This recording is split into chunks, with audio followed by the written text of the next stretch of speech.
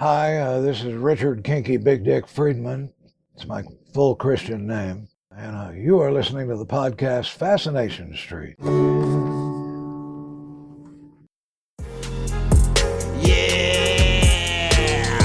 AV in your ears. That's Ambush Van giving you this audio visual down the most interesting street in the world. With my boy Steve, Fascination Street. You already know. Let's get it. When you whip in the Fascination Street, what do you... Welcome back, Streetwalkers. This is part one of my conversation with the legendary Kinky Friedman. In this episode, we get to know where Kinky was born and how he got into the music business. We talk about some of his songs. He tells fun and entertaining stories about Willie Nelson and Bob Dylan, among others. We talk a little bit about his new upcoming album, The Poet of Motel 6, and some new and exciting news about his collection of detective novels, which are now being turned into audiobooks read by the amazing Mike Dawson, who was my guest last week and is also the voice of the Adam Carolla network of podcasts. We do talk a little bit about how Kinky is part of Dennis Quaid's upcoming scripted fiction podcast, Uncle Drank, which will be available everywhere. Plus, Kinky lets me play a couple of songs. As I said, this is part one, so make sure that you come back next Monday to catch part two. This is part one of my conversation with musician, singer-songwriter, author, former politician, outspoken activist, and Texas legend, Kinky Friedman. Prepare to be fascinated. Prepare to be fascinated. Prepare to be fascinated. Welcome to Fascination Street Podcast, Kinky Friedman. How are you doing today, sir? Pretty good, but Steve, I've just about decided that I'm going to have to get hearing aids. What? I'm just kidding. Yeah, I know. Everyone I know that's got them, they drop them in their coffee and everything else. Plus, there's a lot of stuff you don't need to hear. Yeah, that's true. My father-in-law, he has some, and he just about never wears them because either the TV's too loud or the girls are too loud talking in the other room and it picks that up. Or I think one time he had a dog accidentally eat one of them. You wonder why Bob Dylan doesn't want to meet his junior high school basketball coach or something at the place. Because there's nothing in common after 70 years, really very little, unless they really were friends, Right. And there's nothing to say. It's small talk. If it's going to be that, okay. I mean, I like people. I like to talk to people and occasionally to listen. You know who that guy is? The guy in the glasses? Not Gandhi. Who that guy is? Yeah. No, I don't know. Who is it? That's Father Damien. And who is Father Damien? Father Damien was the priest who served the lepers in Molokai. Oh. And the first white man to die of what? Malaria? No. Dysentery. No. You know the one, the big one. The Spanish flu? No. The plague? No. We could just hit them all. Let's see if we can hit this. The time would be the turn of the century, and it would be where your body parts fall off. Oh, leprosy. Yeah, got it. You got it. Okay. He was the first one, huh? Yeah. Wow. And the Queen of Hawaii came to give a speech to the people, and she couldn't finish it. She was in tears. The doctors would leave their medicine thing on the fence post, because, nobody would go near leprosy area. Right. Yeah, they stayed away from all that. Everybody was so terrified of it. Robert Louis Stevenson visited. John Wayne visited there. Van Friedman family singers, they visited. Wow. Is that a drawing? How did you end up with that? The Damien picture? Yeah. I don't know. I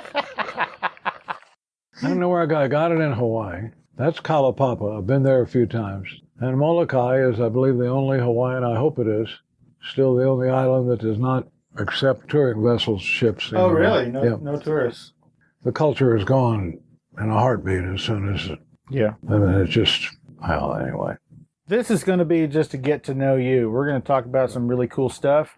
And you are a neat fellow. First of all, thank you again. I appreciate you letting me do this. I've been looking forward to this for weeks. I'm very, very excited. So first, just tell me where you were born. Where are you from? Where'd you grow up? Born in Chicago, lived there 1 year, couldn't find work, moved to Texas, where I haven't worked since, actually. So you couldn't find work at when you were 1 year old? No, could not find work. But I will say that an interesting observation on my part, I believe, is that there were 5 Jew boys, all born at Michael Reese Hospital in Chicago, and all born right around the same time frame. I think one might have been slightly ahead, but the year was 1944. That's when I was born. I'm now 76 trombones. I'm 76, but I read at the 78-year-old level. Gotcha. And at any rate, there were 5 of us all born in this one cluster, and they are Michael Bloomfield, Steve Goodman, Warren Zevon, Shel Silverstein, and Kinky Friedman. All born at the same hospital? Yeah.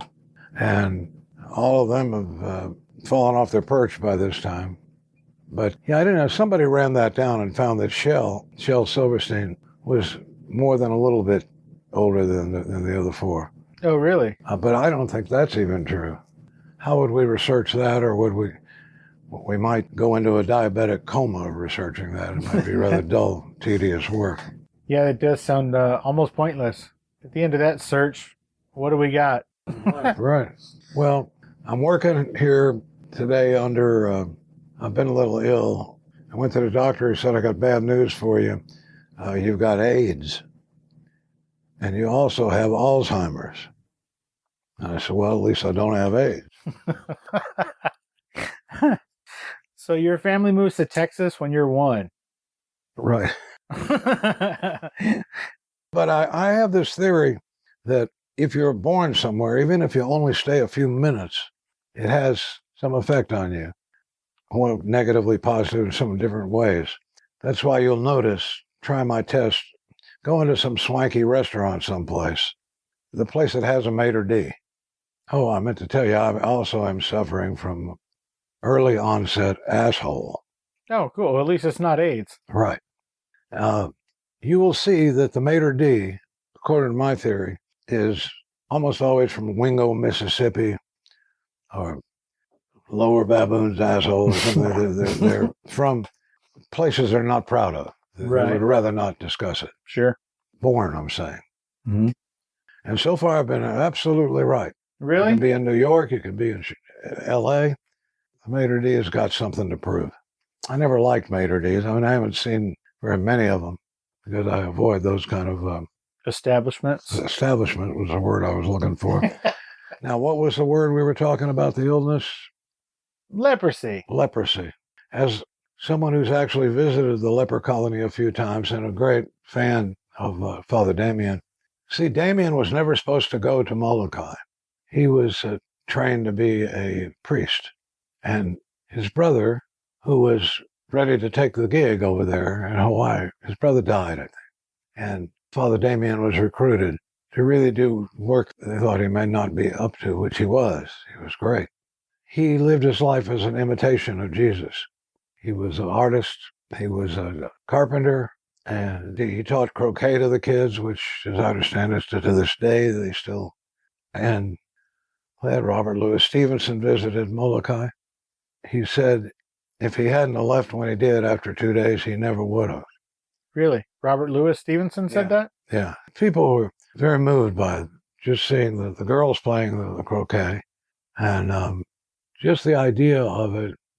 I mean, this is a whole different thing. They didn't have all these wonderful drugs back then. We've hit leprosy, just touched on it. Yeah, so leprosy, check. Next subject, okay.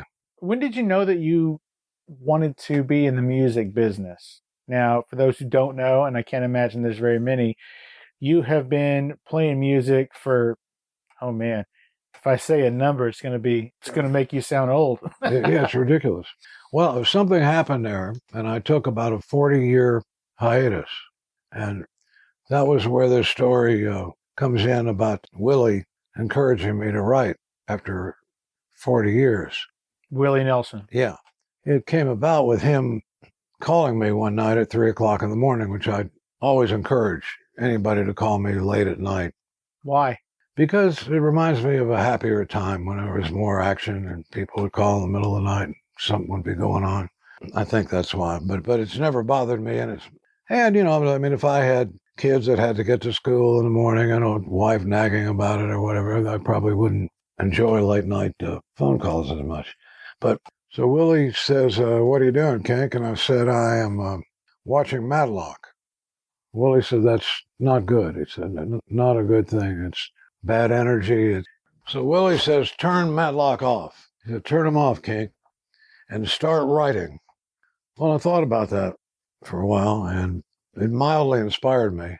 One, that Willie's older than me and took some interest in what I'm doing, which rarely happens. You know, like Rex Harrison on his deathbed was very abusive to his 2 sons or 20 sons or whatever he had. Anyway, so Willie says, turn off Matlock and start writing. So I started writing like Oscar Wilde with his hair on fire. I wrote like crazy. And I wrote 12 brand new songs of what I felt was a fairly high caliber. 12 songs in about 2 weeks or so. Was that the Circus of Life album? Yeah, that might have been. I think Jesus so. in Pajamas? Uh-huh. Yeah, okay. So at any rate, when I finished, I called Willie and said, look, I've written 12 songs in about 10 days or whatever it was. And he said, well, send them to me. So, you know, I'd like to hear them. I said, okay. I said, Willie, I've been hearing these rumors that you're not well, you know, you're not feeling very good these days. What's going on, man? And Willie said, well, I've been a little up, a little down, the usual. And then he said, by the way, Kinky, what channel is Matlock on? Now, that struck me as very funny and full of wisdom. Most of us watch Matlock. We have a Matlock. It may not be Matlock. Matlock is a good show. I'll go to the wall for Matlock. I'll defend Matlock. But if you're watching Matlock every night at 3 o'clock in the morning, there is something you could be doing a little bit better, maybe. Agreed. That's all Willie's saying, and it worked with me. And the new songs I've written have most all been after that period of The Loneliest Man I Ever Met, which I wrote with Will Hoover in a very cantankerous writing session, as I recall. My friend from Nashville, actually. Well, he's not from Nashville. No one is from Nashville. Only Dinah Shore and Pat Boone. They're the only ones, huh? They were born in Nashville. I think Los Angeles is the same way. Nobody's from there. Except like maybe Adam Carolla, and I think that's it. So why did you stop writing songs for 40 years? It seemed to me they were going up into ether. And some of them were comedy songs and satirical songs, and that killed anybody taking you very seriously. And there's probably a lesson in there that you have just one song, like Warren Zevon's My Shit's Fucked Up. Right. Which happens to be a great song. And it's not just a funny song. It describes the state of the country and the world pretty well. Right. But you covered that song? Yeah. Oh, I thought that was your song. I didn't know that was Warren's song. No, that's Warren's. Yeah. I'd like to claim it, but... And so was Tom Waits' song, Christmas Card from a Hooker in Minneapolis. I love that song. Fucking good. Warren's song, I think I did justice to. Waits's, you can't even understand the words on this one when he's, they're really... So my version is probably better if you've never heard Christmas Card from a Hooker in Minneapolis. It originally came from a Christmas card from a girl named Trixie to Chuck E. Weiss, who was a friend of Waits's and mine, still is. And Chucky and I have written a song called See You Down the Highway. That's on the new record, which shall be entitled... Leprosy. No. Poet of Motel 6. The Poet of Motel 6, yeah. That's the name of the new album? That's the name of the new album, yeah, with a tribute song to Billy Joe Shaver. When is that album coming out? Do you know yet? Not yet, but we're sure gathering force this time. Sadly, it's a business, and I've never cared much about business, and people who don't care get eaten up pretty early on, which is why something like the record you mentioned, Circus of Life, speaking as the author of those songs, you should not, never judge your own stuff. You will find out right away that the song you never liked is the hit. true with My Shit's Fucked Up. I mean, Warren Zevon was beside himself. They picked Where Was of London, which is a joke song, he felt, and it didn't do his work. Whatever. Some of the greatest songs of my career are on the new record. But songwriting, I don't know why anybody does it. It seems like today especially, this is not the Christopherson era where songs had meaning and where you wrote a great song and people would appreciate it. They don't care now. I'm still trying to give them like 10 great songs, if I can do that, original stuff. Too many people are now watching Matlock. Something is wrong. Yeah. My wife and I were just talking last week. We heard a song on the radio, and I think she said, "What is this song about?" And I said, "I don't think songs are about anything anymore. It's just a catchy hook and just some words that they throw in. I don't really think that, like you said, the Christopherson era is over. Songs really aren't about anything anymore." Can you imagine being part of that? I mean, I was a very peripheral part of it, mostly through Billy Swan, who was one of Chris's real confidants. In fact, Billy and Chris did the first demo for me and Bobby McGee. Oh, they did it together? They did it drunk, stoned, everything, and late at night, 4 a.m, on an old dysfunctional church organ, and Billy playing guitar and singing with Chris. And that's the first time Billy ever heard Chris's singing voice. And he was very polite about it. Chris says, I sound like a frog when I sing it. I'm very conscious of it. But there was no denying that song because it just went beyond the bounds of country music. It was just a beautiful thing. It's a gorgeous song. Yeah, it is. And I wonder if it would get lost in the white noise today. Maybe. Maybe not. Maybe. There are enough people now breaking through the white noise. I mean, some of these bands that play in stadiums, I will never have that kind of a stadium appeal, you know. But sure enough, 6 months later, they are gone. Right. Of course, 6 months later, I'm usually gone, too.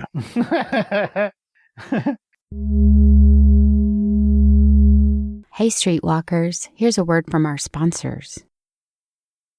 Introducing Loom Stupid, where fashion meets quirkiness. Whether you're looking for statement tees that spark conversations or funky pieces that add whimsy to your outfit, Loom Stupid has got you covered. Join the fashion revolution and express your unique style with Loom Stupid. Visit our exclusive website at www.loomstupid.com and discover a world of fashion that's brilliantly bizarre and undeniably chic. New designs are being added all the time. loomstupid.com. Get your whimsy on with Loom Stupid, because being silly is the new stylish. Let's get back into it. So who ended up making Bobby McGee a hit? Janice. Janice? Yeah. All right. Now, did she also do Mercedes-Benz? Yeah. All right. Now, I got a question for you. What is a plectrum, and will you show me your plectrum? A plectrum is just the British pompous word for your plectrum, mate. Oh, so it's just a pick. Yeah, it's a pick, that's all. But that happens to be the one that Janis Joplin wrote Mercedes-Benz with. That's what I heard. I'm giving it to you. It'll bring you good luck within about 48 hours. Well, thank you. I actually have one for you, too. It's got my logo on it. See, here's one for you. It says Fascination Street Podcast on it. Oh, okay. I got all kinds of stuff for you here, most of which you'll probably never use. There's some coasters and some stickers. Oh, right, yeah. Buttons and Some all of those kinds. could come in very handy. Yeah, all kinds of stuff for you. How many of these do you give away and say that it's the one? No, I don't give them away anymore. You don't? Well, I went through that phase. I mean, I had a bunch of... Can I really have this? Yeah. Oh, thanks. And it really will bring you a change of luck in 48 hours. It may be good, maybe bad, probably good. Let's go with good. Let's go with good. Let's go with good. So during that 40-year hiatus where you didn't write music. No, I was writing books. Right. That's what I was going to ask. So you stopped writing music because you felt like it was getting lost in the ether. Well, I felt I was being misrepresented. You know, I didn't have management really. And even people like Norman Greenbaum, who's a friend of mine, when I told him, hey, I'm going to send you this record, Resurrection. It's very different from what I usually do, Norman. The guy who did Spirit in the Sky. You know? Right. He said, what's the funniest song on the record? I said, well, none of them. They're all tragic. Everyone in the fucking record is dead, Norman. And now Norman, who knows me fairly well, his impression of me was I was a comedian, which either means Norman ain't too bright or you have a branding issue. Yeah, a branding issue. And now I have management of some, to me, young guys. Well, a young guy who is obsessive about stuff, who's more of a bulldog than I am, very creative, damn fine musician. Is that Phil? That's Phil, yeah. Phil Cody? Yeah. Phil is making it happen. It looks really good. And if you don't have any promotion whatsoever, it's very hard. And that record you're talking about, Circus of Life, is done with no studio, almost no instrumentation. Where did you record it? In that building behind you there. In that building behind me? Yeah. Wow. But no drums, no. There was a box from HEB that Augie Meyer's son used as a drum with his fingertips, which was pretty good. And then it had people, a lot of people like Mickey Rayfield and Augie Myers and Joe Cerati, the guitarist from New Jersey, who is just a genius. Is Mayfield a harmonica player? Rayfield. Rayfield. I told you there was something wrong with this fucking mic. You can't. I'm not. Well, anyway, Mickey Rayfield. They're the ones who did My Shit's Fucked Up being an important song. Now, if we'd had drums with the damn thing, it might have gotten airplay. The record you're referring to, Circus of Life, got zero airplay, strictly on the reason that Blue Eyes Crying in the Rain didn't get any airplay initially. And it took Waylon Jennings and a lot of good old American disc jockeys to get that record off the launching pad because the program directors and the record company assholes refused to play it. I mean, they're just too sparse. You can't have Willie there and it's fucking Hound Dog, and that ain't going to work. And they couldn't have been more wrong because that song had already been recorded a bunch in the 40s.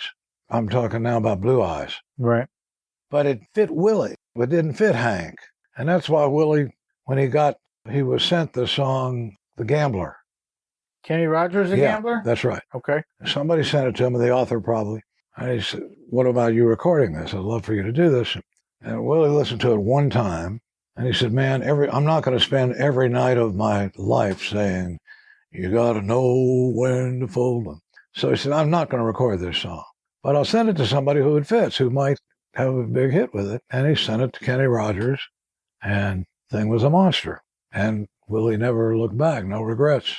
That's that magic, that lightning in a bottle, you know? Willie didn't have the passion, he didn't want to do it, so it might not have done as well as it did with Kenny. Well, Willie has this optimism, a dangerous optimism. They said the same of Churchill. I was just bitching about Nashville. We'd come back to do some show or something 5 or 6 years ago. And I was just saying, you know, it's not, Ryman Hall is gone. They're playing it in this big Opryland kind of bullshit. And songs aren't important, really. You don't see people staying up all night writing and doing stuff like that anymore. And Willie said, well, he said, that's not true. He said, right now, he said, there's a bunch of young kids, guys, mostly, not entirely at all, that they have a pickup truck full of guitars and a suitcase full of songs, and they're headed for Nashville. And some of them are really good. So I said, yeah, but those ones run into a brick wall instantaneously. They run into this whorehouse of a corporation publishing. Now, with Netflix and everything, this is not about 3 people writing a song. It's about 7. And no song can have any soul when they get through with it. Yeah, that's true. And so now you see the Florida-Georgia line, whatever the fuck they are. Oh, that thing that happened with that kid recently. All his agents quit, everybody quit. Oh, yeah, Morgan Wayland? Wayland Morgan? Leprosy. Yes, leprosy. I'll stick with leprosy. Yeah, I think his name is Wayland Morgan. I don't think so. I think it's Morgan. Leprosy. It's not Waylon. Waylon Jennings, like that? Yeah, like that. No? I don't think so. I think it's Morgan. Well, whatever the hell it is. Every agent, manager, publicist, everybody quit this kid. The record stores threw his shit out, basically because he used the N-word, commonly used. He didn't even do that. He used half the N-word. And it's obscene to have to say N-word. But to make you happy, Steve. I appreciate that. Thank you. But this is a word that every rapper uses. Yeah. Every rapper uses it. And little white teenage kids buy it, and they all like it. So this Merlin Morgan, whatever his name, see the fact that we don't even know his fucking name Yeah. is terrible. I had never heard of him until, I had never heard of him. My sister until said that story broke, and I didn't know who he was. my sister got a rent-a-car and listened to, that was what they're playing because it was the #1 song in the country at the time. Okay. It's one of the worst pieces of shit she'd ever heard in her life. She Couldn't tell. I've never heard the song. I don't. Well, and you never will. But as kind of a protest movement, it still sold 1 million records. And I think the guy really got screwed. I mean, but then again, it's not as if he was, some guy really taking a chance on something. Right. Oh, it's just interesting how he, honest to God, played in stadiums, a guy that we never heard of. Yeah. But that's what sells records. Now, Willie thinks going to jail helps sell records, and he encourages that. But he had a funny thing he said the other night on that documentary where I got in my good line about when I'm with Willie, I get so high I need a step ladder to scratch my ass. Yeah. But the interviewer was asking Willie, what do you have to say to young songwriters that have a suitcase full of songs that are headed to Nashville? And Willie said, turn around. I interviewed a young lady, it's probably a year and a half ago. Her name is Bree Bagwell. At the time, it might be more now, but at the time, she was 7-time in a row female Texas country singer. And she came to here from Nashville. I don't know how she got to Nashville, but, she did that whole thing where she grabbed a suitcase and a guitar and tried to go make a name for herself in Nashville. And she ended up working at Sony, just writing songs in a cubicle for 8 hours a day, sitting in a cubicle writing songs. She said it was the most miserable thing she's ever done in her life. That is so spirit grinding is a word we like to use. It's a terrible situation. And Willie's optimistic about that. He says, no, there will be in there. And it just couldn't be, but maybe it will be, I mean, who the hell knows? Nashville had great charm at one time, but never forget it was the life insurance and the Bible printing capital of the world at one time. And that influence remains. Absolutely. So why books? Well, I liked mysteries very much, particularly Miss Marple, who says there is much wickedness in this world. Sherlock Holmes, a great one, who says, what you do in this world is a matter of no consequence. The question is, what can you make people think you have done? Very wise. That's the reason he never revealed his methodology, because the minute he did, people would lose interest in him. Nobody would hire him for a case. They'd say, well, I could have told you that. And what were we talking about before that? Why books? So mystery books especially, because I know that mysteries offer resolution, and life does not. Life is a great hero slips on a banana peel, that it dies. The channel swimmer drowns in the bathtub. That's life. And after a while, it's not very interesting. But a mystery novel? And now, if you can write a mystery novel, Steve, using yourself and your real friends, that's what I did. Yes, you did. There are these writers who write just shit, then they write 79 books and so forth. I mean, some of them make fortunes. I have barely made writing a financial pleasure, but I like to think that mysteries always, of the good ones, afford resolution, whether it's Rex Stout or Raymond Chandler. Now, those guys and that resolution is the key and keeps the reader coming back.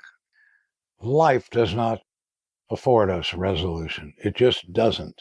So I go to mystery novels instead. And Inspector McGray, he must have written 100 books. Inspector McGray steps on an ant, Inspector McGray hoses his wife, whatever it is there. And I once read an interview with that guy, the famous guy was at the time who wrote Inspector McGray.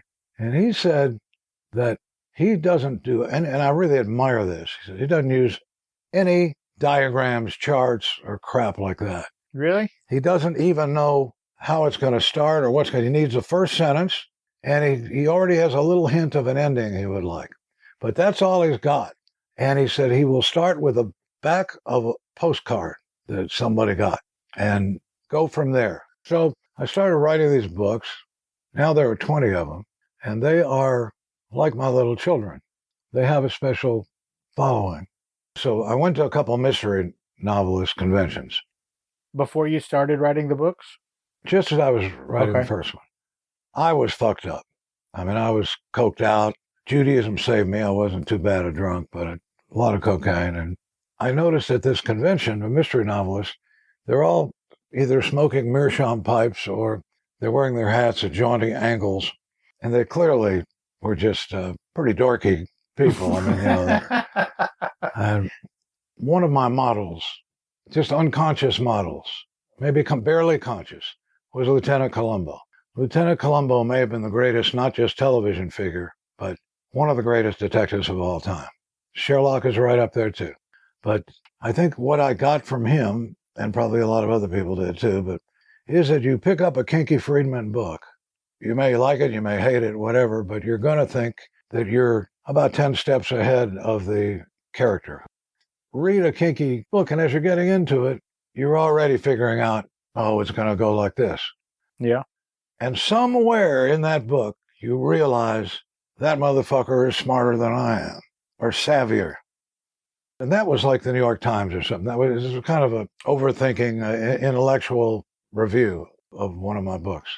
And that was such a compliment. I mean, I'm vain enough. And I also thought it was very clever to say that you think you're 10 steps ahead of this hayseed, and then you realize at some point, this guy is ahead of me. Hey, Streetwalkers, here's a word from our sponsors. Let's get back into it. By the way, speaking of hayseed, I play the character Hayseed Schwartz in Dennis Quaid's new podcast. Gary Busey is also in it as Uncle Drank. It's called Uncle Drank, and I am the manager of Uncle Drank, Hayseed Schwartz. And that is called Uncle Drank. Drank's podcast, right? Did you say Dennis Quaid? Dennis Quaid plays the blender, animated blender. Nice.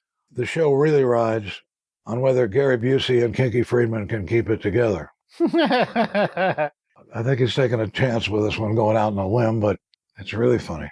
Nice. Everybody check that out. Uncle Drank's podcast. Uncle Drank. And it may not be out quite yet, but coming soon. Fantastic. I do have at home, I have Stepping on a Rainbow. You were nice enough to autograph it for me about 10 I'll years ago. sign anything but bad legislation. I was kind enough to sign it. What? Sorry to interrupt. Oh, no worries. You signed it for me about 10 years ago. You were at it was at a cigar bar where you were, I guess, unveiling your line of cigars. Homosexual convention? No. different one. I am so imbued with cigars, I can tell you more things about yourself than you want to know by how you're smoking the cigar. Really?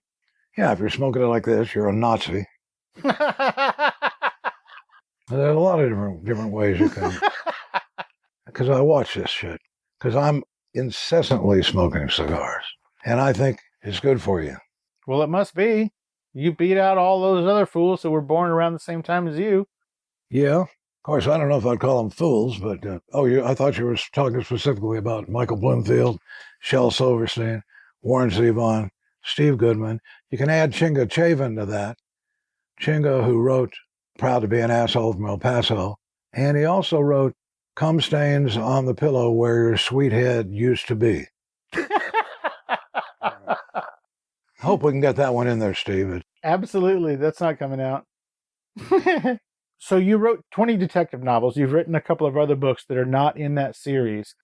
Kill Two Birds and Get Stoned, Willie's title. Willie is very good with titles, and I'm pretty good with titles. Now, doing the work itself, that's another matter. You got to work for that. So these 20 books that you wrote, the Kinky Friedman detective Irv, series. the word we're looking for is Irv. Irv. Not the Jewish Irv, I-R-V, a name, but Irv, E-U-R-V-E, Irv. Yes, Irv. your Ove. Part of your Irv. Part of your Ove. And those books are about to come out Yeah. one at a time as audiobooks, as read by the great Mike Dawson. The first one is out, Greenwich Killing Time. And you get it, through Amazon Audible. But so far, it's beaten out almost all the other books, I understand. It's doing well. But if you've ever tried to audio your own book, you'll be there for the rest of your life trying to do it. You make one little slip and fuck, and you don't even sound like yourself. Right. It's very revealing about you. So I had the wisdom to say, go ahead, Mike, you do it. So Mike did, and the damn thing sounds a lot like me, half like me, and half like Mike. But he's a pro. He's done more than 20 books himself, a lot more. And I figure by the time we hit about 7 books, people will catch on. Now, there will always be people like Warren Zevon, who after he was dead, his manager told me, that Warren would pack a whole cardboard box of your books before he left on tour. I mean, that's priceless. It's great because that's very hard to do. And I think I do a little thing at the beginning, a little like a forward. Yeah. But whatever it is, once there's 7 or 6, 7, 8, 5 of those books circulating around, that's when it turns into a financial pleasure. That's when people say, I admire your earlier work. And people do. They believe whatever you tell them. I remember in New York once, I was at a book signing for me, and I had a limo there. And I didn't want a limo. I said, it's a small step from the limo to the gutter. And I was right. And then I had to race to the airport, and there were people going out of the way. Kinky's got to get there, And it felt good for about 2 minutes. Then you felt like an asshole. Yeah. Of course, that is the illness that I have, early onset asshole. At least it's not AIDS. It's not AIDS, no, but that's very fortunate for me. And there's another joke that I can't tell. My golf jokes I do well, and I don't like golf. I find it stultifyingly dull. The closest I've ever got really was riding on a golf cart with Willie at his golf course. And this woman came running up to us, and she was kind of hysterical. She said, I've been stung by a bee. And the golf pro asked her, where did it sting you? And she says, between the first and second holes. And the golf pro says, well, I can tell you right now, your stance is too wide. Tell me about Nelson Mandela. Well, I'll tell you. The first song on Resurrection is Mandela's Blues, co-written with Zoe, a friend of mine. I think one of the best ones on there, it turned out.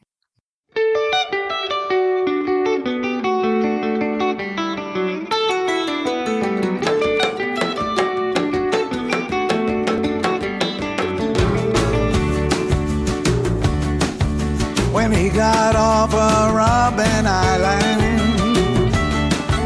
he never looked back at that evil place.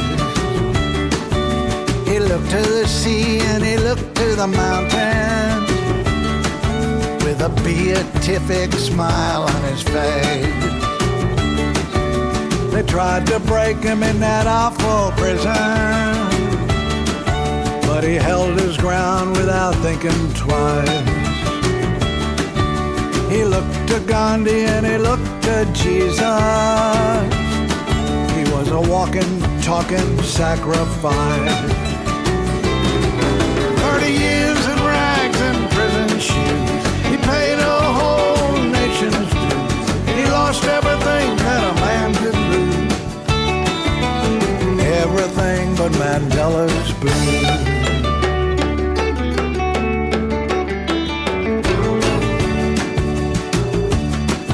His 5-year-old daughter once asked him, Daddy, where do you go when you're gone? He hugged her and told her, honey, there's a million little children I must keep watch upon.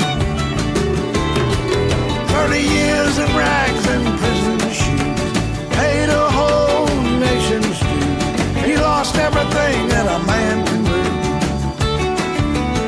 Everything but Mandela's blues. And it's a long walk to freedom with no one to show you the way. It's a long walk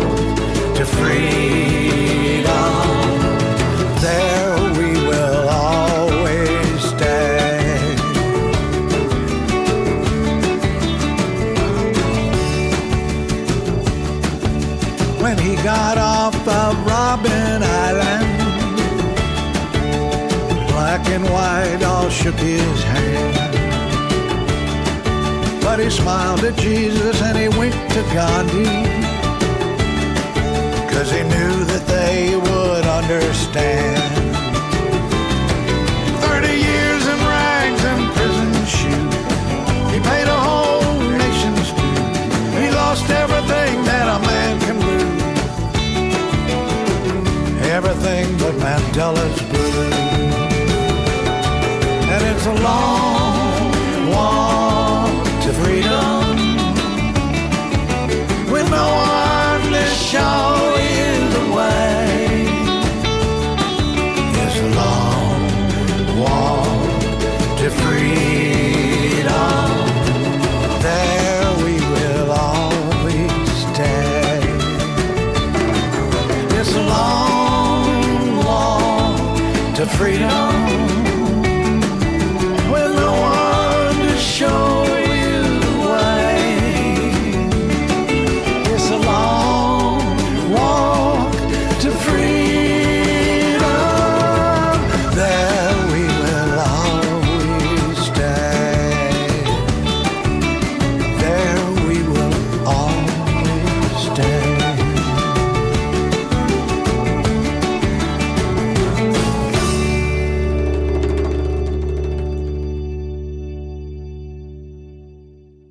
There's a lot of fascinating stuff about Mandela. And one of the things is, it happened when I was on a book tour of South Africa in the 90s somewhere. I was doing some national TV show, and there was this guy there named Tokyo Sexwale. He said sex whale, is how to remember it. He was Mandela's right-hand man. So he goes on to tell me, he says, you know Mandela was a big fan of yours. And I said, no, I did not know that. I said, that's great, man. He said, which book is it? He said, well, it's not the books. He likes your music. But now don't get a swelled head about this, Kinky, because you were not Mandela's favorite singer. That was always Dolly Parton. And this rang so true that I knew it was. And then I chased it back a little bit, that Mandela used to play this stuff late at night, and they would let him do that. I mean, after trying to kill him many times, they let him have his own pirate radio show for the other inmates. Maybe it'll settle people down. I mean, Sold American song he liked very much. And Tokyo heard him play the damn thing all the time. And then Tokyo said, then one night, he stumbled on Ride 'em Jew Boy. And when he did that, he never let go of it. And he would play it multiple times sometimes the same night. And I was thinking, what a great man Mandela was. This was not even his beef. I mean, to understand and care about somebody else's situation, and not about the tribal problems in Africa or the children starving. That he was always involved with. But Jew Boy was one he understood. And then there was a woman named Helen Sussman, a little Jew girl, as she described herself, who came to a book signing of mine in San Antonio. She was the only woman in the apartheid government, the only Jew in the apartheid government, and the only person in that government to ever visit Mandela in prison, which she did often. And Mandela had cassette tapes that were smuggled to him, and I think that's where he got Ride 'em Jew Boy. That's detective work on my part. What the hell was that lady doing in San Antonio? Good question. I think she had relatives there. Oh, that makes sense. Helen Suzman is a hero in South Africa. Hey, Streetwalkers, here's a word from our sponsors. Let's get back into it. Well, that song, Ride 'em Jew Boy, since it was such a huge favorite of such a great man, can I play that song on this episode? I wish you would, and I wish you'd do Willie's version of it. Oh, you don't have it, though. I bet I could find it. If you do, let's play it. It may not be quite as good as the original, or the writer's version, but it is stunning because it's so unusual. Like, I know Bob Dylan likes the song very much. So does Paul Simon. Are we still talking about Ride 'em Jew Boy? Yes. Okay. In fact, the first time I met Bob, he was at Roger McGuinn's house, lying on the floor in the kitchen, and he got up and he sang Ride 'em Jew Boy perfectly. I mean, he was drunk, but would have probably been more profitable for the Kingster had he done it in another venue. But the one who had the pawn shop balls to do the song finally was Willie. Although I would love to hear Bob's version of it, if it exists. There's always been these recurring rumors that Bob has a Jewish album on which he has Ride 'em Jew Boy. Well, I'll blow in a call to Bob Dylan and see. Oh, no, I won't do that. But I will scour the internet and see if I can find it. And if I can't find Sounds his, also a little too much like urban myth. yeah, But then if you say that Willie Nelson has recorded Ride 'em Jew Boy, that also sounds like a joke. But I find that Christians cry. Christians deeply identify with this song. Jews are worried, is it anti-Semitic? Possibly. Could it be? if it's written by a Jewish person, could it possibly be anti-Semitic? Yes, because the Jews are Self-hating? they're a self-hating lot. The American Jews are a weak bunch. At any rate, yeah, I'm not a big fan of most American Jews. I'm more the Bob Dylan, Abby Hoffman, Dr. Jonas Salk fan. Now, speaking of Abby Hoffman, I heard a rumor that you were there in Chicago when all that shit went down, the trial of the Chicago 7. I heard you were there when all that shit went down. Is that true?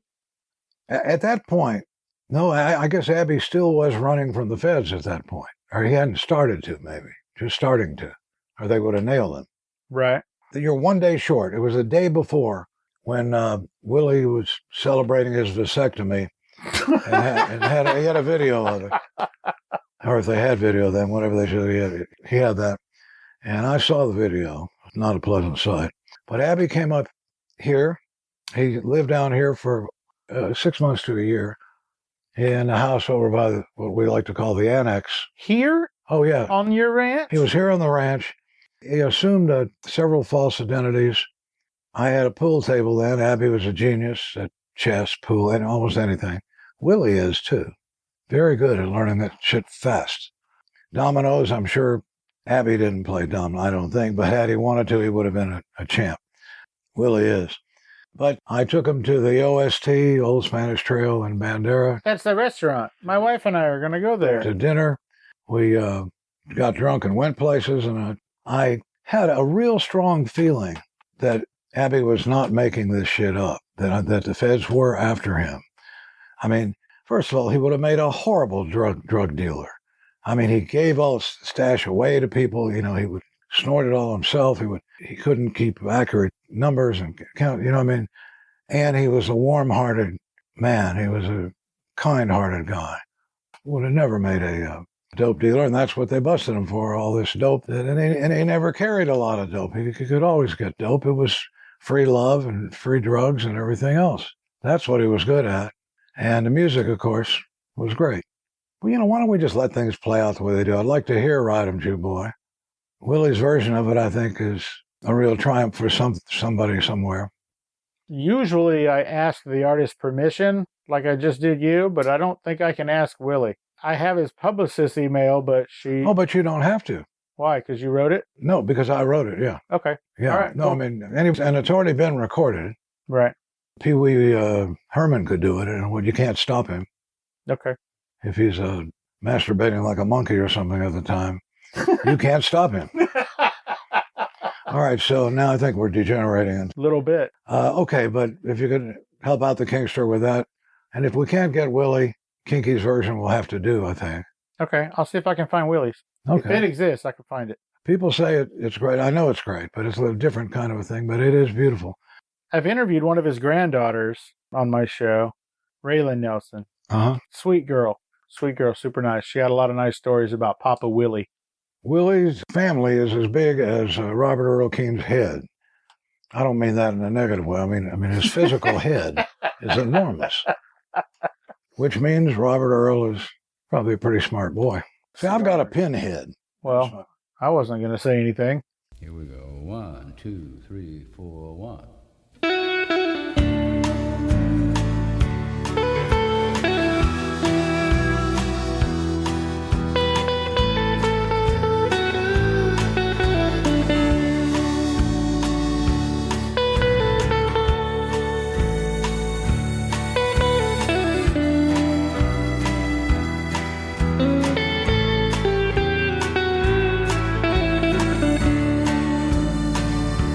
Ride, ride, ride, ride 'em to boy.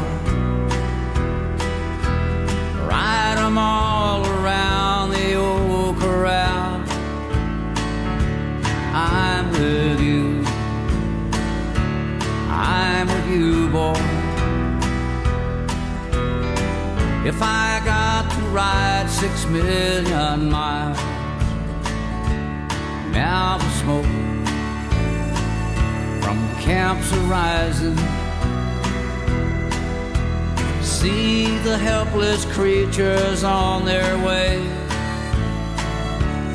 Well, old pal, ain't it surprising how far you can go before you stay? Do not let the morning blind you,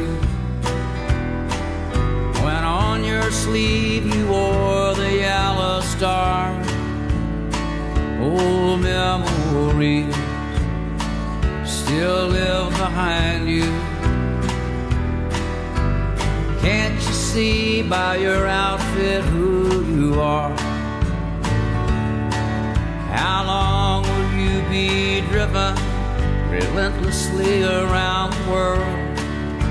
The blood and the rhythms of the soul, wild ponies all.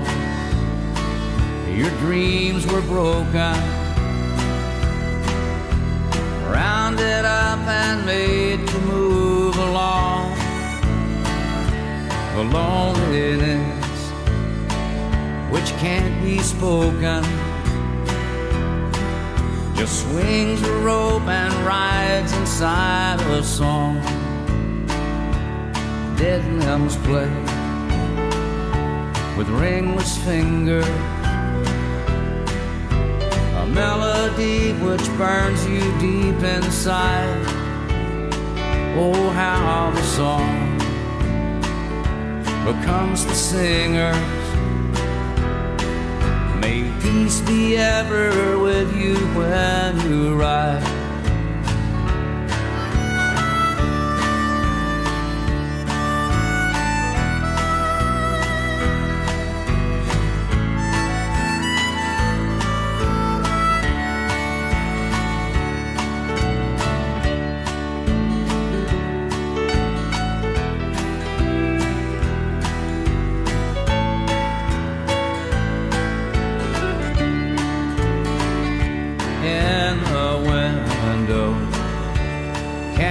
Glowing reminds you that today you are a child. The road ahead forever rolling, and anything worth crying can be smiled. So ride, ride, ride, ride 'em, Jew boy. Ride 'em all around the old corral. I'm with you, I'm with you, boy. If I got to ride 6 million miles,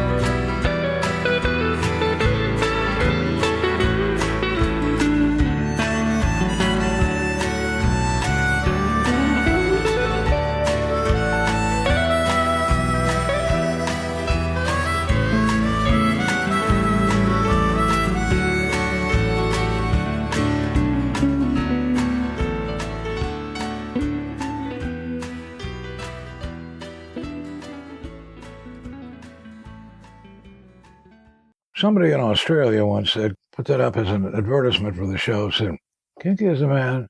He will sing the songs that made him infamous, and he will read from the books that made him respectable. That's pretty smart. And did you? Yes. That was not my best belch. Do you still have your own line of cigars? I can't speak to this matter because it's a legal thing. Really? Yeah. Okay. I mean, it's a legal thing. It doesn't involve me. I don't want to have anything to do with it. All right, moving on. In fact, that's what I love about Father Damien, what I love about Gandhi. I mean, you're not seeing Garth Brooks and one of the, I don't even know the names of these motherfuckers, but they're making billions. Who's the guy that made 1B this time? Keith. Toby Keith. Toby Keith. Now, you can't hate a guy like that. And Garth Brooks was very, very, I know, went out of his way to help Hazel Smith, who just about founded the Outlaws, and very close to me. And all I could summon up was a phone call, when she was dying. And Garth, I think, as her family has told me, that was very generous and there in person. So Garth Brooks what do I call him? The anti-Hank. Yeah, that's not very nice. I'll stop doing that. Yeah, I'll stop doing that officially now. Okay, so moving away from the cigars. Yeah. Let's talk about your tequila. There's tequila with your mug on it. Well, the tequila is a lot more fun than the cigars, and I can talk about that. Mexican mouthwash, I call it. Now, why do you call it that? I think it's a good description of it. It's like what I also call it sometimes of the Barry Manilow drink. Tequila is the Barry Manilow drink because it makes you happy for a very short period of time. Nice. You will see I've clocked it at about 8 minutes. Then you absolutely have to go over and, like a little parakeet, have a little... Have a little what? Have a little... And I'm really going to need it if I go back on the road. Because even Willie has said, and other musicians have told me that too, that they're never going to fucking remember shit after a year. Totally different environment. They're not exactly rehearsing. Right. Is there a chance you're going to go back on the road? Is that a thing that might happen? Yeah, there's always a chance if I can follow Frank Sinatra's style, which is no rehearsals and one take, but the results are great. So it works for him. My tequila, it's Man in Black Tequila, it's called. And it our company salutes Johnny Cash, Zorro, Lash LaRue, and Richard Boone, who was a Jew. Oh, he was a what? He was a Jew. Yeah. So this is a beautiful bottle that I'm holding in my hand. Yeah, the tequila is shit, but no, I'm not. Nobody will say it's shit. Now, which one do you have? This is the Plata. That's the best. That's the working man's tequila. That's what you want. Now, why is this only available in one store? Well, like the record business, the tequila business is crazy and difficult, and you got to have licenses and crap and all kinds of shit. So that's what I think. I think it's a personal project of the woman who sells it, but she keeps raising the price, and it keeps selling more and more and more. That lady who owns that store? Yes. Okay. And it's great tequila, particularly what you have there. The Plata.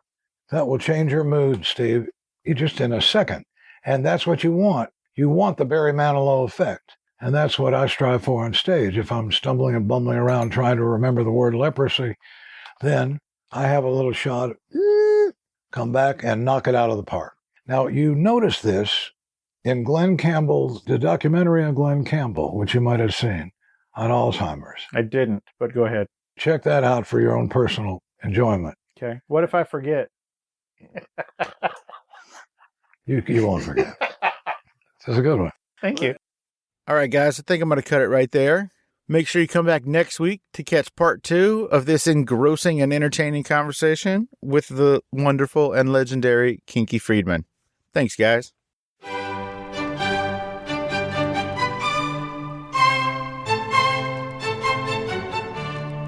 Welcome back, Streetwalkers. This is part 2 and the conclusion to my conversation with the legendary Kinky Friedman. If you didn't catch part 1, go back and check that out. Some of that stuff does come up in part 2, so you're going to want to know what we're talking about.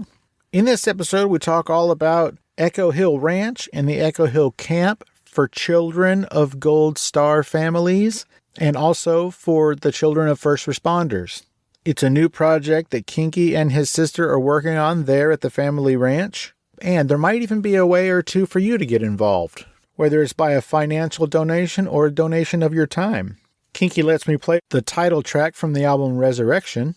Plus, Kinky plays live the song Banjo, Sophie, and Me off of his forthcoming album, The Poet of Motel 6. He plays it live. And throughout this second half of the interview, Kinky and I are enjoying some Lee W. Sinclair bourbon, courtesy of the French Lick Distillery in French Lick, Indiana. This is part 2 of my conversation with legend Kinky Friedman. Yeah, talk to me, yeah.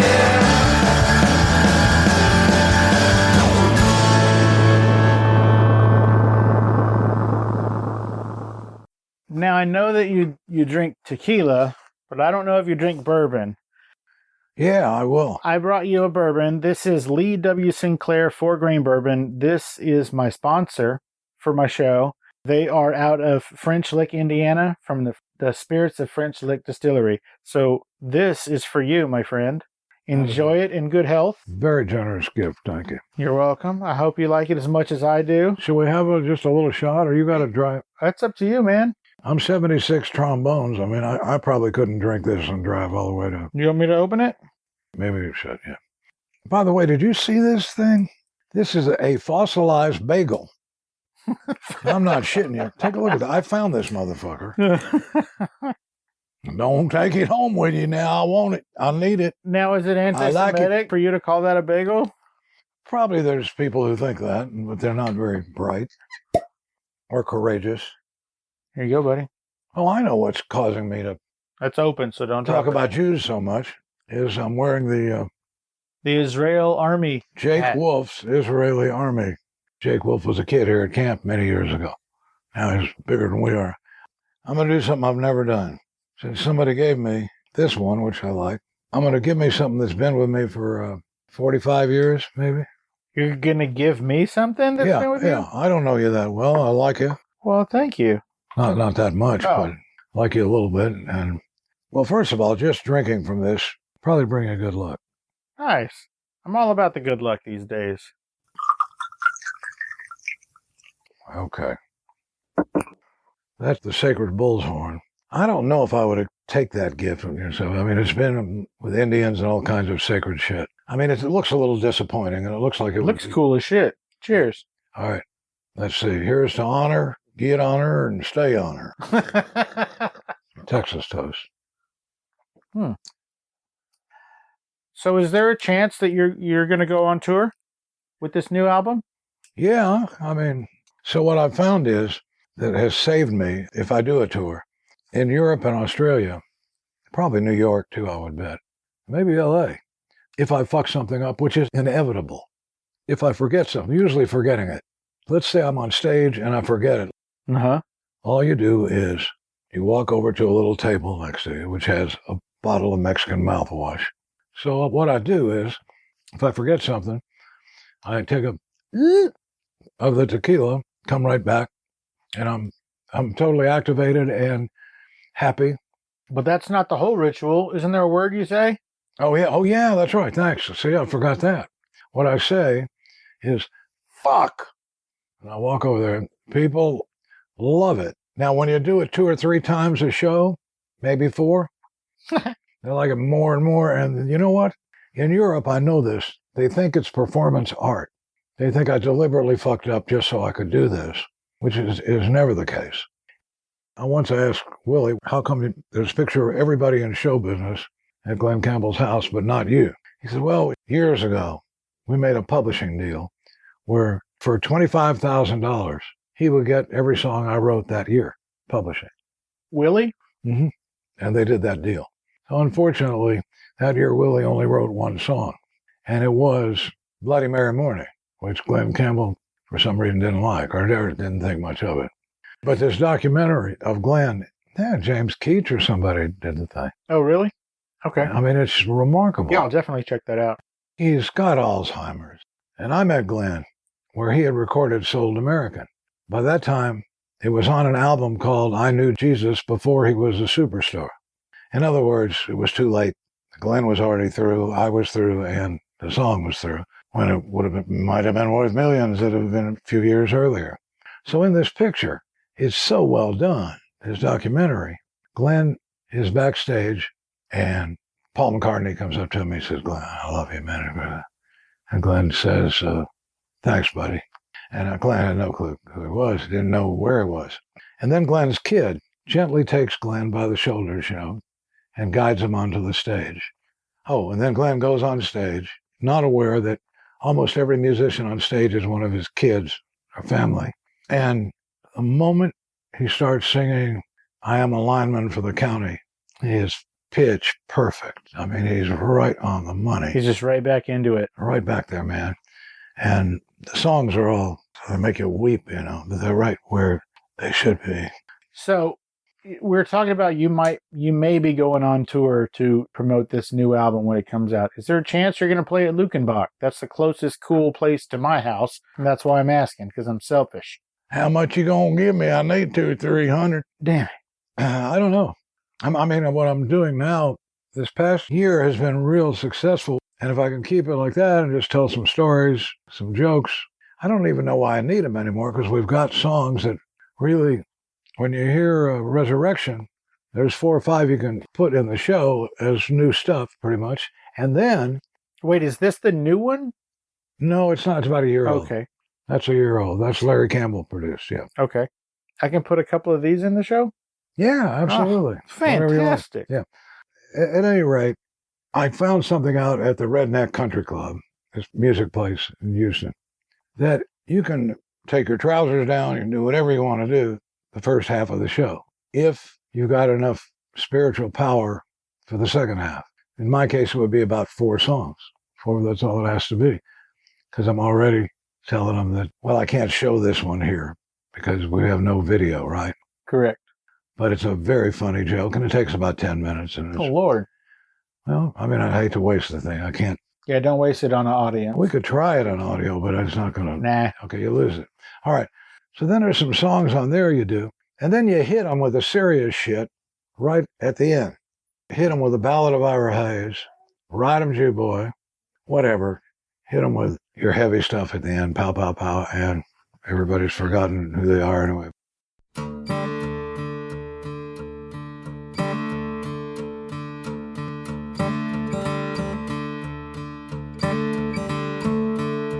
Karen Jones was just 15, could have been homecoming queen, but she had a child and she lived at the Salvation Army. Now she has a thrift store of her own, raises money for folks without a home. Too bad she'll never find a home for me. And Tom Baker was a friend of mine, knew him in his Irish fighting prime. He was an actor, but sometimes directed. Yeah, the Baker man, he was my friend. He stuck with me until the end. It came a little sooner than expected. Resurrection, that's the name of the song. Resurrection. I've been down so long, don't know where I'm going, ain't got no direction. Resurrection. And Susie died completely healed, but you gotta play the hand you deal. Susie, I'm so glad you came along. Embraced by light, bathed in tears. She'd been clean for 7 years, but resurrection was the name of the song. I still miss my mom and dad, 2 best friends I ever had. They were always with me from the start.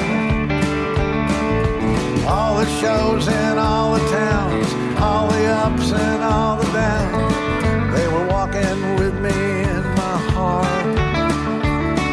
Resurrection, that's the name of the song. Resurrection. I've been down so long, don't know where I'm going, ain't got no direction. Resurrection. Resurrection. You might think that I'm too old to be out playing on the road, instead of staying home where I belong. You might think that it ain't right to be out driving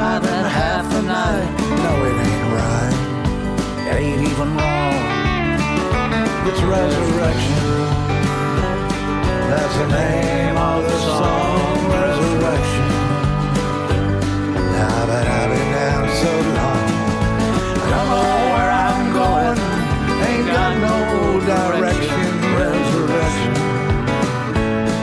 resurrection.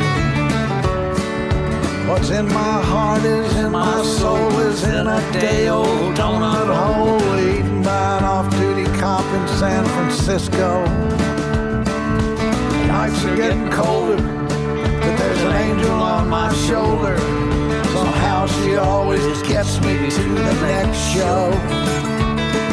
Resurrection, resurrection. That's the name of the song, Resurrection, resurrection. Now that I've been down so long, don't know where I'm going, ain't got no direction. Resurrection, resurrection, resurrection. Do you know the pick of man? Resurrection. You can make it, baby. Resurrection. We're with you, sonny boy. Resurrection. We're all of us together. Resurrection. Resurrection.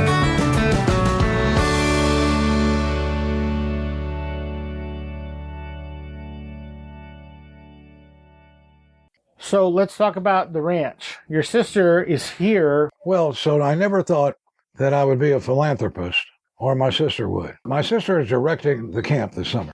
Okay. She's the one who worked for the government for a long time. That's right. We don't. She's a colonel? Colonel. Yeah, Okay. she is a colonel. Yes. The camp. What's it called? The camp and the ranch is Echo Hill Ranch, Okay. and it's been around for 65 years. Now, your parents ran this camp before? Yes, they started it in 1952, 53, with the idea of treating children like adults and adults like children. Which we should adopt as a philosophy more and more. Yeah, and it's a good one. You should see my dad. Should have talking to a kid. Is that him? Yes, he was also Distinguished Flying Cross War Hero. 49 missions over Germany? No, I think 30. I think 39. I think 36. And he was Where are in you the- getting 49 from? Up there? Oh, where did I get it from? That's what I thought I remembered. But I think it is 39. Yeah, you might be right. Yeah. My dad was saying, when you have just one more mission and it's a bitch, and then you see Jimmy Stewart come out there and his crew is getting ready to go, we're going to be okay. We're going to be safe, because they would never dare send Jimmy Stewart into a busy area of flak. They wouldn't Right. do it. They've got to bring him back alive. Jimmy Stewart and I share a birthday. Really? Yeah. I'm much younger and also still alive. So back to this camp. So this camp is designed for children of Gold Circle families. Is that right? Gold Star families. Gold yeah. Star. I'm sorry. Gold Star I families. hate to correct you for everything you do, but Well, yes, this is a camp for Gold Star kids. There may be only one or two of them in our country. The others are what's the illness that happens to your head if you bang it again too many times? leprosy. No. You don't know what it is? I mean, what a PTSD? Oh, PTSD. I was going to go with amnesia, but If it's PTSD, or if it's wounded warrior or something, we've got that covered, pretty covered. I mean, there's a lot. in this country, Yeah, in this country. What we don't have covered is the kids in the family, in the Gold Star family. But we take it beyond that. We also are having a session for first responder kids. And this means no parents, no adults, kids. And they will have the time of their life. They will meet some really cool people. And what we have in common is we've all lost somebody. And it's, I think, going to be a thing of beauty. I've had a little experience with this, being the oldest lifeguard in Texas at camp. that's your role here at the camp. I don't know. We're talking about it. We'll see what it's going to be. It's going to be a lot of fun. They're going to meet some people. Yeah, this is not a school or a clinic or anything like that. This is a fun place for kids. And if you like it, and we like you, you can come back forever. Even if you age out. Yes, because there'll be other stuff you can do. Now, Echo Hill was a camp for boys and girls, but it was a summer camp. I mean, it was a basic private summer camp, and it was a great one. Was it a Jewish summer camp or just a summer Started camp? out Jewish, but it got more and more Christian as it went on. I would Okay. just tell you the truth. I think it had a nice even balance by the end. a good Christian is a good Jew, and a good Jew is a good Christian. Anyway, so there's counselor in training, there's all kind, and there's Trailblazers, which is a outfit that's going to do things that nobody else ever did. And that would be a couple of hikes that take hours, several hours. It's not a survivalist thing quite, but it would be for some of the older kids. But all the kids are trailblazers in this for a lot of reasons. And we follow the Paul Newman model. And the Paul Newman model is 100% to charity. And I think we can do it. It's beginning to look as we're getting real support from a lot of people. You just go to echohill.org. We'll tell you how you can get involved. And maybe you used to build birdhouses years ago and you forgot that, you know. Well, this could be something that somebody might like to know. I just talked to this guy, Hoppy, in Fredericksburg. Okay. Anyway, Hoppy is just an authority on the Comanches. And he'll take a group of boys and we'll video the whole thing and we'll do it. And we'll have a Comanche ward tent that the kids built. And it'll be done in an hour or an hour and a half, you know. Nice. And everybody will be on the video and everybody will have their experience with it. Hey, Streetwalkers, here's a word from our sponsors. Let's get back into it. I mean, I've been doing this a little while now. That we're just about, you're always fundraising if you're doing something like this. But to get back to Paul Newman for a minute, I've always admired what he did. The Paul Newman pizza model says 100% to charity, yeah. I don't think his kids are doing that anymore. Really? Yeah. But I asked the kids, there were 40, when I say kids, I mean the military, the guys that are here, and volunteering to paint and fix up stuff and do all that. And said, look at this, 100% to charity, Paul Newman. How many of you know who Paul Newman is? And these are Intel kids. These are smarter than your average kids. None of them, zero, had ever heard of Paul Newman. And I said, fucking Butch Cassidy and the Sundance Kid, Cool Hand Luke, you never heard of? No. So that was one little interesting episode. There was a guy today that's out here, you know, he's doing stuff. He's not getting paid. And I said, thank you. I gave him a copy of the book, Heroes of a Texas Childhood, and the same CD I gave you.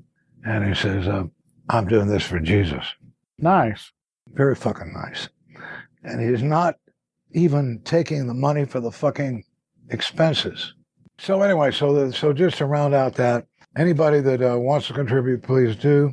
And any questions, go to echohill.org. We're getting a really good response. This camp is really going to be something. I'm very excited by it. It's been forever since we've had a summer camp here. When is it going to start? When is it going to open? I know COVID threw you off track a little bit. I think June 23rd is the start date. Okay, cool. It So goes this for summer. 11 days. And then there's another session for first responders. And this is for firemen and cops kids, mostly. You look at all these people, when you think about whether it's Kenny Rogers, or is Kenny Rogers dead? Yeah, he died during COVID. Yes, sir. He was bugled to Jesus, Yes, he was. singing The Gambler. the song Willie should have recorded. Yeah. That's right. At any rate, I never thought I'd be doing this, and I never thought I'd find it that much fun, what people are saying. That rewarding. Yeah, I mean, not just the fat cats. I think the biggest donation so far was a very large one. And the guy is a personal friend of mine. And so I can't say who he is, but I will tell you he's the shampoo king of Dripping Springs. That's the only clue I can give. That is a bizarre clue, my friend. So he gave a huge amount and said, okay, do you want to be on the board of directors? Do you want to be on the advisory board or something like that? And he says, put me down as Mr. Anonymous. I said, you got a deal. It is a thing that my uncle taught me from the song Rapid City, South Dakota, which is probably the best song I ever wrote. South Dakota. Coder. Dwight never picked up on that. Never. Never. My uncle Eli, his motto in life, he was from Chicago. He says, life is about playing a poor hand well. So if you can do that, play a poor hand well and treat children like adults and adults like children, you're off to a good start. I like it. Yeah. And may the Lord take a liking to you. But not too soon. I mean, a lot of these guys will set up money for charity, for whatever, so taxes or whatever they do. Right.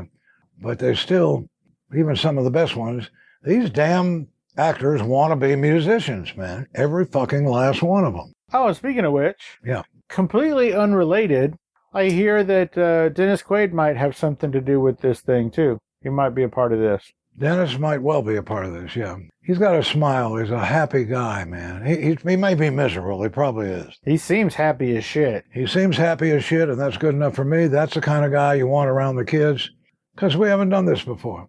We did one. My dad and mom had a camp for inner city kids, Hispanic, black, and white. That was in the 80s, which was unheard of in the hill country. And these kids had never seen a horse in person. And I will not forget the staff. The staff was our regular camp staff. And so the ones that volunteered that want to stay around for 2 weeks for this inner city session, do it. You're welcome to do it. And the effect it had, not on the kids had a ball. I mean, the kids, their favorite meal was hamburgers, hot dogs, watermelon, whatever. Horseback riding, swim, everything was new to them. But the counselors were deeply touched by this experience. And I hope it's going to be the same. I think it will. Well, I hope it will, too. And cheers to that. Now, as we're heading out, did you want to play me a song? Oh, yeah. Can you do that? Yeah, I'm a little bit drunk, but that's great stuff. Good. I'm glad you like it. You got the rest of the bottle.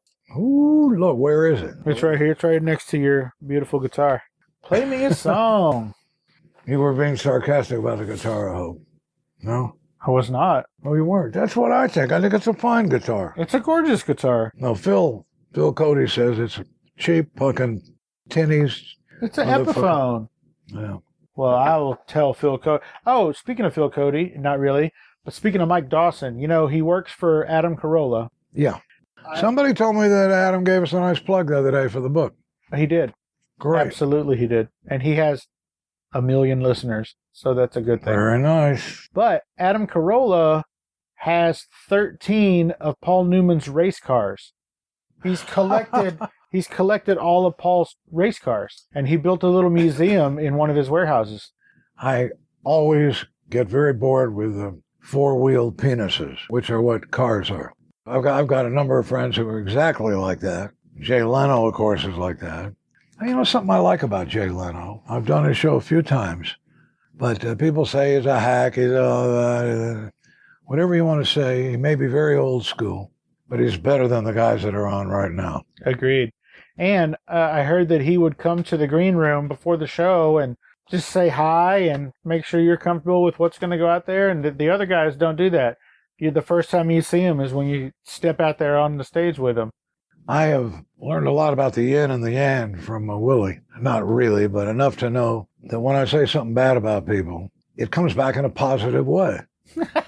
I don't know why that would be.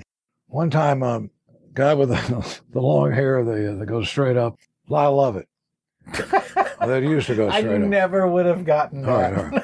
All right. Lyle was doing a show, and I brought my gorgeous girlfriend from Minnesota there, the one that Bob Dylan wanted her phone number, you know. He had so much to ask one of his guys to ask Kinky, is it okay? I said, yes, definitely. He never hosed her anyway, so. Well, that's good. But Bob was very nice to her, very kind. Anyway, so Lyle is doing a show in a theater in Minnesota, and I was a guest of his, so I brought the girl. And just to make the short version of it is, I'm watching the show, and I say to my girlfriend, you know, he didn't write many of these songs. And also, he's got a 12-piece fucking band here, and, you know, I mean, come on. Anyway, so right about that time, when I'm kind of lightly trashing him, he says, and now I'd like to introduce a dear friend of mine, probably one of the greatest songwriters in the country, definitely in Texas. Let's welcome Kinky Friedman. And I was just seconds after I'd finished saying bad shit about him. Okay, so we did Sold American together. I did not know he was going to bring me up, so I kind of fucked up the song. Anyway. Then I am talking to my girlfriend, and I said, look at that. Got this fucking Italian suits on, you know, and all this shit. And the songs that he wrote are so cutesy, you know. It's a pretty legitimate critique, but, I mean, he was going down well with the crowd, but I was saying, oh, that fucking guy. And he calls me up again. And this time it's just flowery as shit, man. He could not have heard me say that, but he must have. So that's the yin and the yang. All right, now we got a decision to make. We don't have a decision to make. You have a decision to make. All right, what are the odds of this thing? Oh, we're going to play it on the podcast. You're going to play it right now live. Okay. And then that's what's going to be on the podcast. Oh, we were going to say Banjo, Sophie, and me? Okay. That's a sleeper. Sophie's my dog who is not... Oh, is that baby girl that I met earlier? Yeah. Okay, let's do it. And today I wrote a song in one day called The Life and Death of the Rodeo Clown. I'm good at titles. You're great at titles. Banjo, Sophie, and me. All right, do it. Have you ever heard Buddy, You're Living My Dream? Yes, I love that song so much. And you heard it from the other guy's podcast, right? Yeah. Yeah, that's a good one. All right, let's do Banjo, Sophie, and me. All right. Because I kind of want to keep the Billy Joe thing under wraps a bit. Sure. Now, there's 2 page turnings on this, so... You knock yourself out. We warmed our hearts around a borrowed campfire.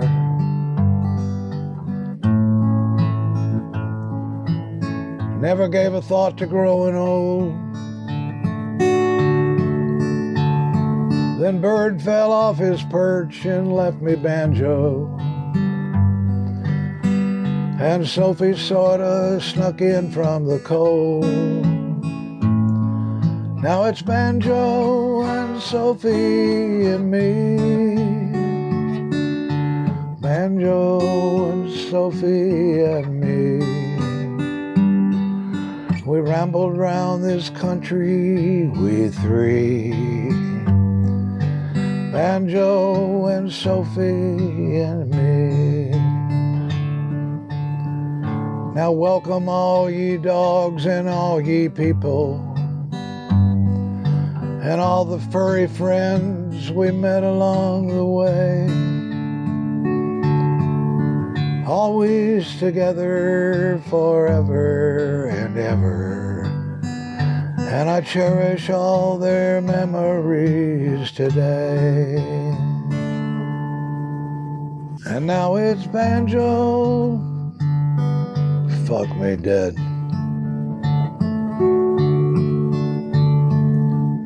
And now darling little Banjo, he died in the night. His tail still a-wagging, his eyes shining bright. Now he's bound for the land of the 4-legged free. So long, Banjo, from Sophie and me. Now Banjo is gone and Sophie is waiting, and I'm just a few steps behind them, I know. But when my time has come, there'll be no hesitating. I'm a-going wherever they go. And Banjo and Sophie and me, Banjo and Sophie and me. From old Echo Hill to Armadillo Canyon, Banjo and Sophie and me. You see, a dog believes that you're never gonna die. A dog believes life is a game. A dog believes you can do it if you try. Soon he'll have you believing the same. 'Cause dogs are loyal and loving, and they never would dream of ever telling a lie. And they break your heart only one time. That's when they tell you goodbye. And Banjo and and Sophie and me. Banjo and Sophie and me. Banjo and Sophie and Sophie and Banjo and Sophie and me. That is fantastic. That's a beautiful song. If we can clean it up a bit. And Banjo was a real dog? Yeah. Oh, that one was a darling. Biggest ears you've ever seen. Well, thank you. That was gorgeous. That's going to be on the new album whenever that comes out, right? Yeah. That's Banjo and Sophie and me. Well, is there anything that we didn't talk about that you wanted to talk about and that I didn't ask you about today? Well, I'm a natural pitchman or dancing bear. Anybody that wants to help, it's not just money. It's more than just a financial pleasure. Anybody that makes music, has the energy and the interest to get along with kids, please get in touch with us. And that website again is echohill.org. Echohill.org. That'll tell you most of what you'll need to know. It's going to be quite an interesting experience. I really don't think I can legally be the oldest lifeguard in Texas because, what am I, 76? Well, I'm expired from many years ago. I mean, I am a legitimate lifeguard. Yeah.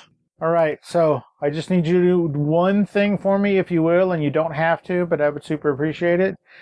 Right into this mic, if you could just tell me your full Christian name, and then say you're listening, say this is your full Christian name, and you're listening to Fascination Street Podcast. Hi, this is Richard Kinky Big Dick Friedman. It's my full Christian name. And you are listening to the podcast Fascination Street. Fantastic. Thank you. I appreciate that. That worked, didn't it? It did. That worked great.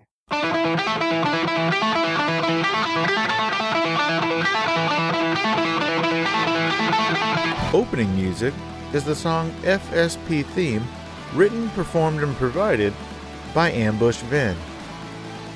Closing music is from the song Say My Name off the 2021 album Underdog Anthems, used with permission from Jax Hollow. If you like the show, tell a friend, subscribe, and rate and review the show on iTunes and wherever else you download podcasts. Don't forget to subscribe to my YouTube channel. All the episodes are available there as well. Check me out on Vero at Fascination Street Pod and TikTok at Fascination Street Pod. And again, thanks for listening.